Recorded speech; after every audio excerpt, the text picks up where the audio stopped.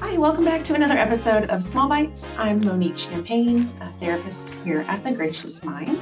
We're excited to provide you a new topic this week.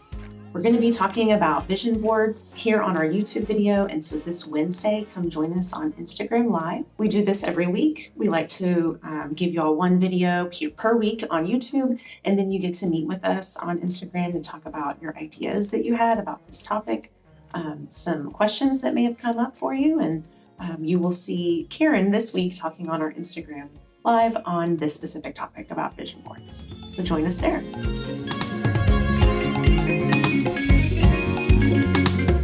We're coming into the end of March. So this month has been a lot about kind of renewal, coming out of the springtime, coming out of the winter into the springtime. And so we may find ourselves with a little bit more energy. And we've kind of got our seasonal goals set. We're thinking of new ideas for the springtime. So I wanted to bring up this topic of vision boards, or I'm going to be calling them collaging with intention. Today, I'm going to talk about a few things. I'm going to talk about what vision boards or collages are. I'll also talk about what they're not.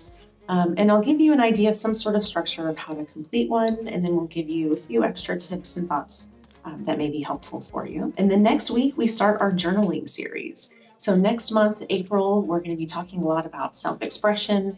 We're going to talk about authenticity and kind of expressing your truth and yourself through the art of expressive journaling. You may have some thoughts that are coming up already. I can't be creative. It's kind of, it's too difficult. It's not something that I know how to tap into. So today we'll talk a little bit about collaging and vision boards and how that may help you as we move through our journaling series next month. So before we start, I'm going to set us up in a trajectory, set a sense of intention around what you'd like this vision board to be. So in particular, I want you to think about a creative project that you're embarking on. Again, you may think, I'm not creative, but really there's so many things in your life that require creativity to get through. So maybe you're looking at starting a new job. Maybe you're looking at building relationships. Maybe you're wanting to pick up a new habit or go back to school or continue school through the semester. These are all examples of different creative projects you may want to take on. So as you're working through this vision board project, I want to encourage you to consider what things might get in your way. I can bet that some thoughts of anxiety, the negative monster that's in your head may want to tell you all the reasons that you can't do it. So I want this vision board for you to be a way to express how you're going to manage those feelings, those conflicts, those challenges that come up as you're moving through this project. So the overarching goal for this vision board, for this collage project, is to consider your process, not exactly the end goal or the finished project. So first, let's talk about what vision boards are not. Like I just mentioned, vision boards in the way that we're going to do them is not a way to set up the finished project, the finished product, and to work towards that, but we're going to focus on the process as you're moving towards that goal. Vision boards can be pretty vague and can actually be unhelpful, can create a sense of anxiety. And if you already have low self-esteem and a lot of negative self-talk, creating a vision board and then not achieving that goal can actually be worse on your self-esteem. I do want to talk a little bit about manifestation. So it gets a bit of a bad rap. It's sometimes considered magic, that I can think of a thing and automatically it will come to me, or the next day it will come to me and it wasn't there before. And that's not what we're talking about here. Manifestation can be helpful in that we're setting a thought, putting an intention in our brains that then allows us to see things in our environment that were already there, we just weren't paying attention to. So for example, as you're working through this creative work project, art project, relationship project, you're starting to be aware of the things that are around you that confirm that you can make it through hard times, that you can do difficult things. So as you see these things in your environment, it reinforces the thought that you've created, the intention that you've been carrying around, which then brings even more awareness. We've talked a little bit about what our collage is not, and now let's talk a little bit about what it is and some of the elements. We're going to be talking about imagery and intuition. So when we talk about imagery, some people might think of coming up with a whole image, a whole picture in their head. And that's not something that everybody has access to. So I want you to tap into some imagery in your mind, and also using physical items, cutting things out of magazines, cutting quotes from a calendar or from a journal, notes from a friend. And so we're using all of these items to amplify our our intention. What a dork.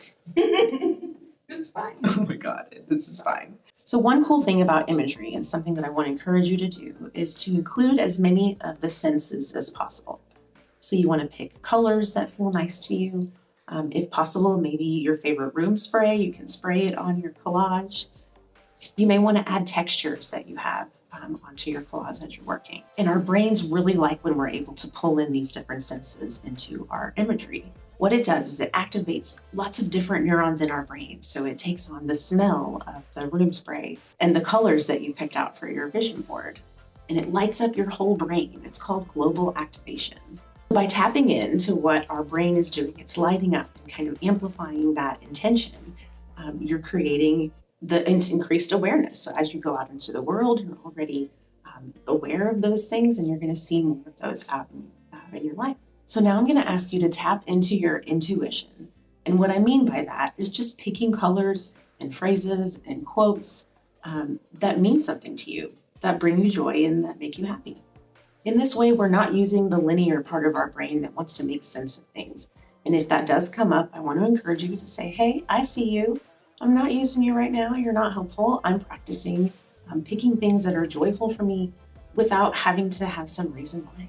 Two more things I want to add to our process in the vision board or collaging with intention. And those are action and flexibility. Once you're done with your vision board, you might have an idea of what kind of actions you can put into place. So again, we want to focus on the process, what steps you might take, what it might feel like to try new things, to try on these new affirmations, to keep this vision board in your mind as you're moving towards this goal. We talked about manifestation earlier. Creating a vision for something doesn't mean it's going to happen. So sorry, that doesn't mean you're automatically going to get what you want, but it does tell you that you're putting good things into your brain that will encourage you along the path. The last thing is flexibility. As you're moving towards your goal, it's really important to keep an open mind. Use the tools and strategies and resources all around you to move through your path, and then look back. Reflect and adjust the steps that you want to take, keeping those intentions in mind. Maybe you're wanting yourself to be a little bit more vulnerable in your process. Maybe you're wanting to try something new. Whatever that intention is, be sure to go back and reflect so that you can be taking steps towards that. Lastly, I'm going to tell you a few tips and some ideas on how to start a vision board or a collage. So you don't even need a board. You can start with a blank sheet of paper, maybe a piece of paper you've already written on and you want to turn it on on the back of it and start there. Really, you can start anywhere. It doesn't have to be anything formal. And really, there are no other rules in terms of what else you can put on your vision board. I've given you some ideas in terms of cutting out pictures from magazines, maybe taking notes from a friend, putting them on there, maybe writing words about yourself. Things that inspire you. Use different colors, use different senses, and put them out in a way that feels valuable to you. So if gluing images onto a piece of paper feels a little nerve-wracking, you may want to start with this tip. Take some time, maybe on a weekend afternoon sometime, cutting out a bunch of magazine pages. Maybe you go through a memory box that you might have, a stack of books that you're kind of willing to cut up, and just gather things that inspire you. You don't have to glue them down yet, but take a step back and see what kind of themes come up for you. That may give you some clues on what your intention could be. So you can set your intention first, or you can look for images that inspire you and go from there. All right, so once you make your vision board, we would love to see some of the ideas that you came up with. Share those ideas with us here on YouTube. You can also check out, again, we're going to be live Wednesday on Instagram Live, so we look forward to seeing you there also. Let us know how this activity was for you, what challenges came up for you, and what you learned about it. As usual, too, anytime that you share our work, it really does go a long way to help support the work that we're doing. So whether that's sending this video to a friend or showing up on Instagram Live on Wednesday, buying one of the really cool items in our shop, you're really doing a lot to help support our mission to serve our community.